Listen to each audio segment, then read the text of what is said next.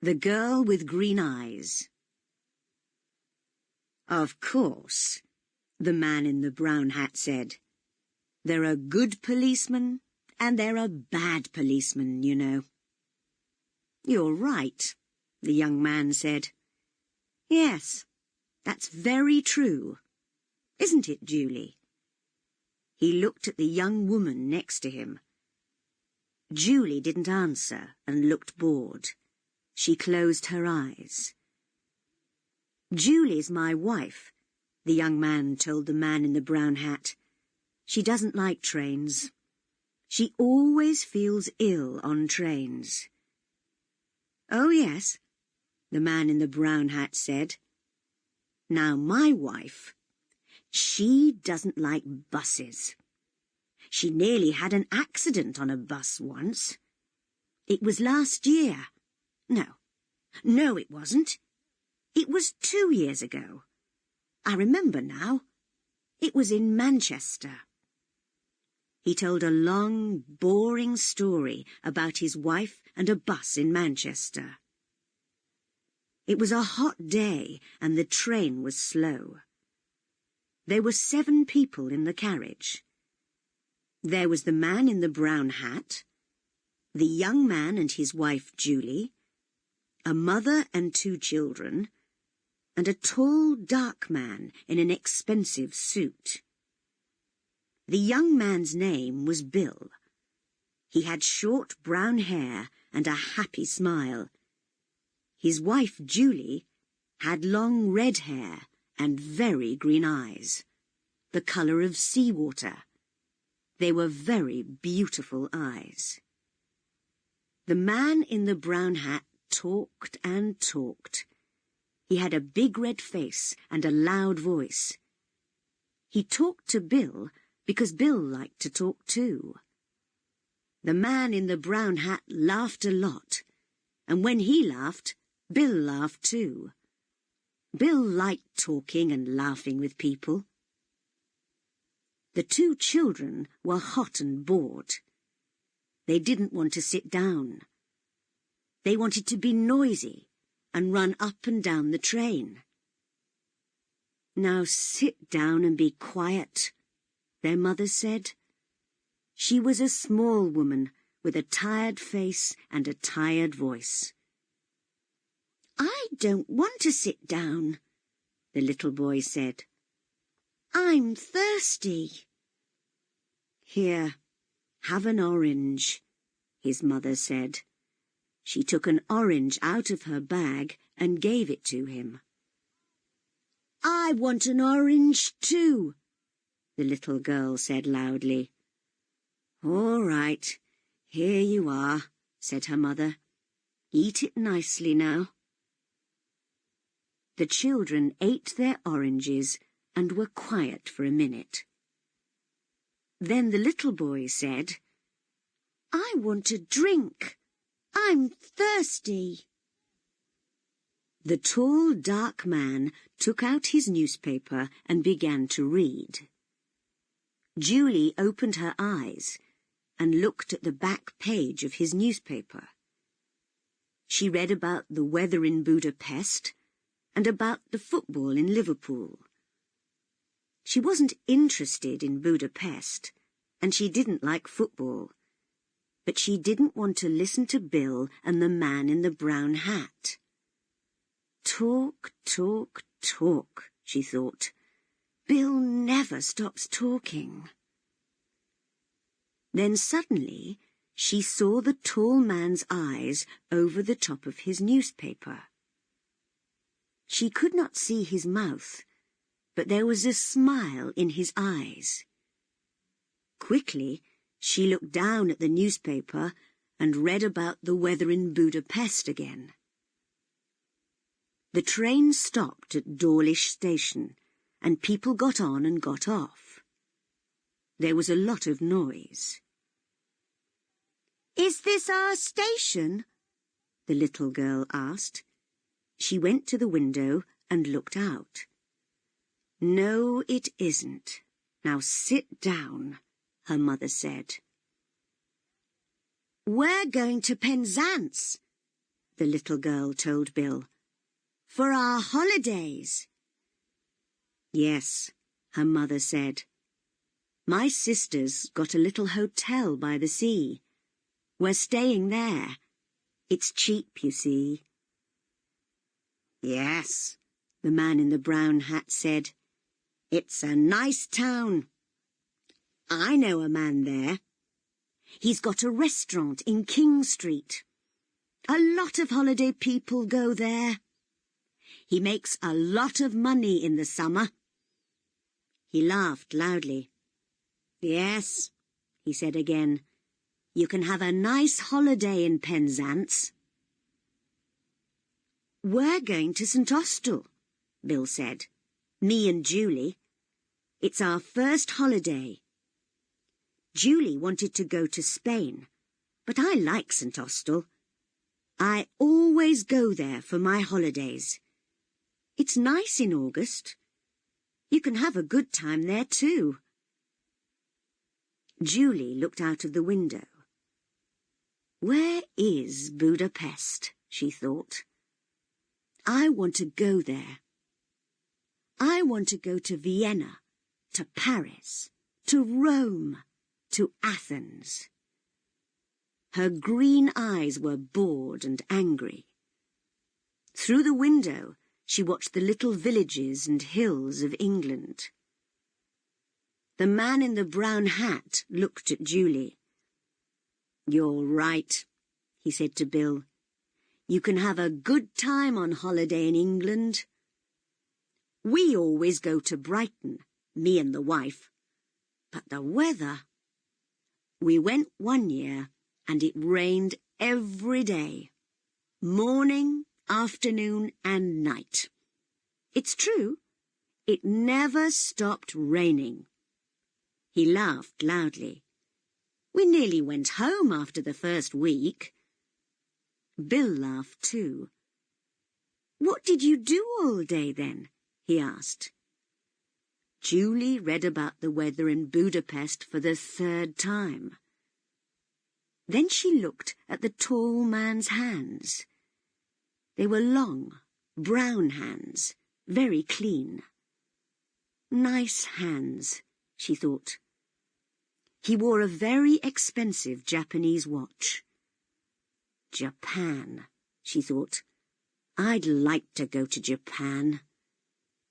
She looked up and saw the man's eyes again over the top of his newspaper. This time she did not look away.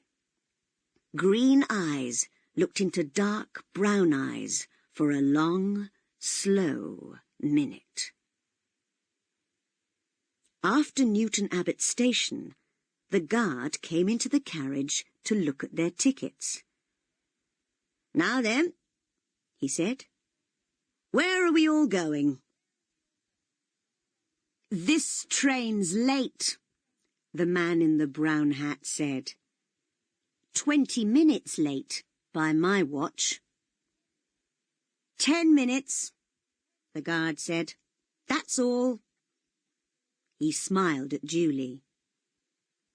The tall, dark man put his newspaper down, found his ticket, and gave it to the guard. The guard looked at it. "You're all right, sir," he said. "The boat doesn't leave Plymouth before 6 o'clock. You've got lots of time."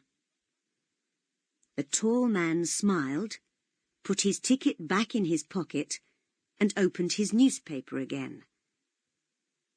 Julie didn't look at him.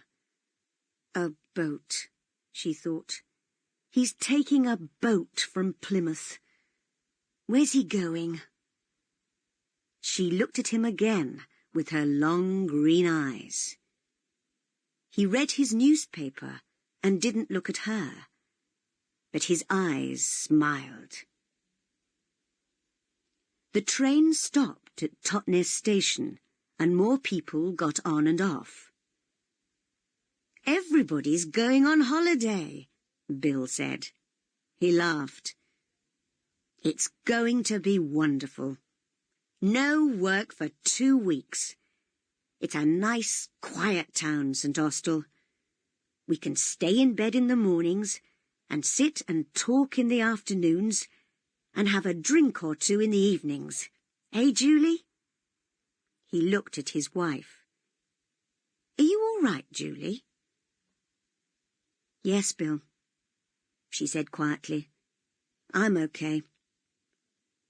She looked out of the window again. The train went more quickly now, and it began to rain. Bill and the man in the brown hat talked and talked. Bill told a long story about 2 men and a dog, and the man in the brown hat laughed very loudly. "That's a good story," he said. "I like that. You tell it very well. Do you know the story about—" And he told Bill a story about a Frenchman and a bicycle. "Why do people laugh at these stories?" Julie thought. "They're so boring." But Bill liked it.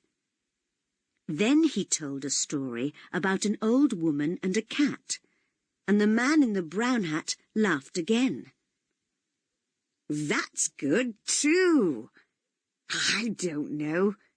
How do you remember them all?" "Because," Julie thought, "he tells them every day." "I don't understand," the little girl said suddenly. She looked at Bill. "Why did the cat die?" "Shh! Be quiet," her mother said. "Come and eat your sandwiches now." "That's all right," Bill said. "I like children." The man in the brown hat looked at the children's sandwiches. I'm hungry too," he said. "You can get sandwiches in the restaurant on this train." He looked at Bill. "Let's go down to the restaurant, eh? I need a drink too." Bill laughed. "You're right. It's thirsty work telling stories." The 2 men stood up and left the carriage. The little girl ate her sandwich and looked at Julie. "But why did the cat die?" she asked. "I don't know," Julie said. "Perhaps it wanted to die." The little girl came and sat next to Julie. "I like your hair," she said. "It's beautiful." Julie looked down at her and smiled. For some minutes it was quiet in the carriage. Then the tall, dark man opened his bag and took out a book. He put it on the seat next to him and looked at Julie with a smile. Julie looked back at him and then down at the book. "Famous towns of Italy," she read.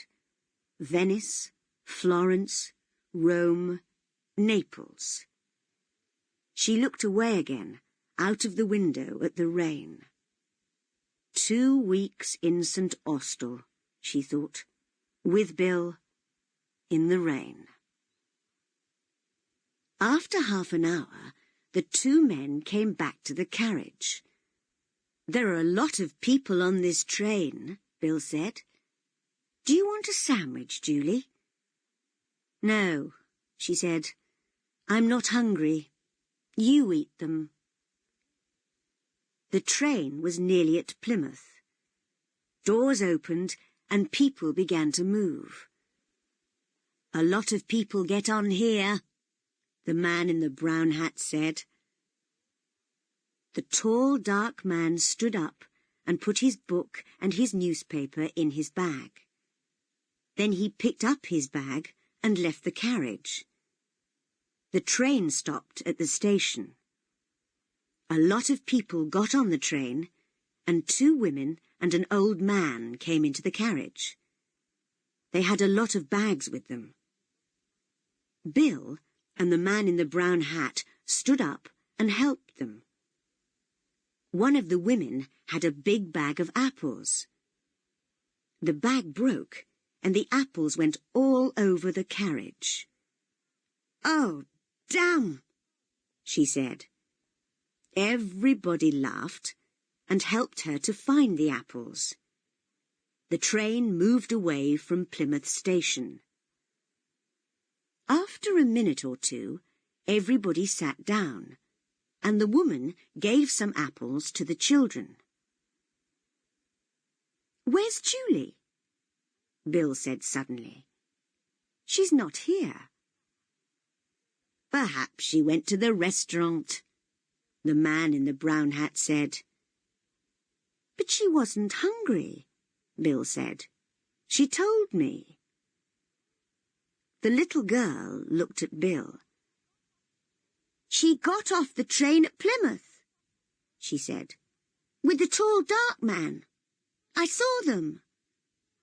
"Of course she didn't," Bill said. "She's on this train. She didn't get off." "Yes, she did," the children's mother said suddenly. "I saw her too. The tall man waited for her on the platform." "He waited for her?" Bill's mouth was open. But he read his newspaper all the time. He didn't talk to Julie, and she never talked to him.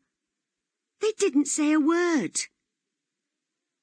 "People don't always need words, young man," the children's mother said. "But she's my wife!" Bill's face was red and angry. "She can't do that," he said loudly. He stood up. "I'm going to stop the train." Everybody looked at him, and the two children laughed. "No," the man in the brown hat said. "No, you don't want to do that. Sit down and eat your sandwiches, my friend." "But I don't understand. Why did she go? What am I going to do?" Bill's face was very unhappy. After a second or two, he sat down again. "What am I going to do?" he said again. "Nothing," the man in the brown hat said. He ate his sandwich slowly. "Go and have your holiday in St. Austell. You can have a good time there. Forget about Julie. Those green eyes now." He took out a second sandwich and began to eat it. "I knew a woman once with green eyes. She gave me a very bad time. No, you want to forget about Julie."